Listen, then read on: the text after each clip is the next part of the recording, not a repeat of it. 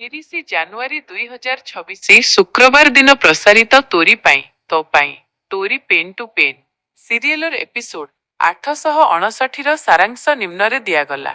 ମୁଖ୍ୟ ଘଟଣାବଳୀ, episode highlights. Ram ଓ ଚୁମ୍କିଙ୍କ ଭାବପ୍ରବଣତା।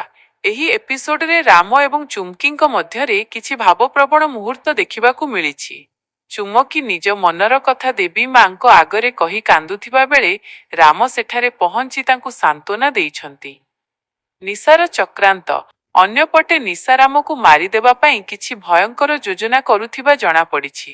ନିଶା ଏବଂ ତାଙ୍କ ସହଯୋଗୀମାନେ ରାମଙ୍କୁ କିଭଳି ନିଜ ରାସ୍ତାରୁ ହଟାଇବେ ସେଥିପାଇଁ ଚକ୍ରାନ୍ତ କରୁଛନ୍ତି। ପାର୍ବତୀଙ୍କ ସନ୍ଦେହ। ପରିବାରର ଅନ୍ୟ ସଦସ୍ୟମାନେ ଚୁମ୍କିଙ୍କୁ ନେଇ ଦ୍ୱନ୍ଦ୍ୱରେ ଅଛନ୍ତି।